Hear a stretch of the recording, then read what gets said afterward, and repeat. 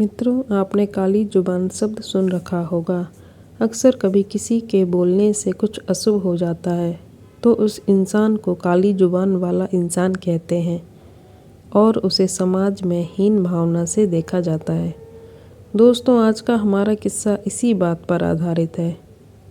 राजस्थान के भीलवाड़ा ज़िले के एक गांव में लता नाम की औरत रहती है। उसकी शादी तो उसके घर वालों ने बचपन में ही कर दी थी और उसके 3 बच्चे हैं। उसको उसके ससुराल वाले तो बहुत प्यार से रखते थे, लेकिन गांव वाले उस पर किसी प्रेत आत्मा का साया बताते थे। गांव वाले उसे अक्सर दूर ही रहते थे, क्योंकि वह जो भी बोलती वह सच हो जाता था। लता के मायके में उसके पड़ोसी बताते हैं कि बचपन में लता को एक कुत्ते ने काट लिया तो लता ने अचानक मुंह से कुत्ते के लिए बद्दुआ निकाली कि इस कुत्ते को मौत क्यों नहीं आ जाती। अगले दिन हुआ भी कुछ ऐसा और वह कुत्ता गली के बाहर मरा हुआ पड़ा था। तब से गांव वालों में दहशत फैल गई। दूसरी घटना तो इतनी भयानक थी कि लोग लता को डायन कहने लगे। ऐसे ही एक बार बचपन में लता का एक दिन तवे से हाथ जल गया और वह जोर से चीखने चिल्लाने और रोने लगी। उस दिन घर वाले सब खेत गए थे।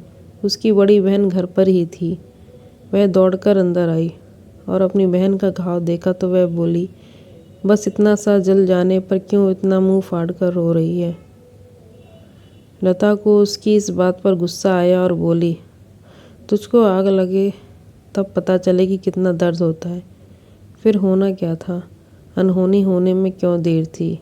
उसी रात घर के पास पड़े चारे में आग लगने से उसकी लपटें घर पर भी आ गईं और उन लपटों में केवल लता की बहन ही जली, बाकी सब बच गए। काफ़ी ज़्यादा जल जाने की वजह से कुछ ही दिनों में उसकी मौत हो गई।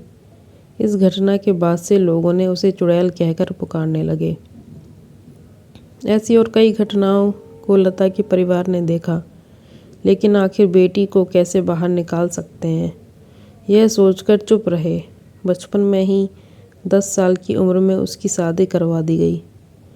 लता का पति पेशे से ड्राइवर है और वह हर रोज़ उसे माता के मंदिर में ले जाता ताकि काली शक्तियाँ उस पर हावी ना हो पाए।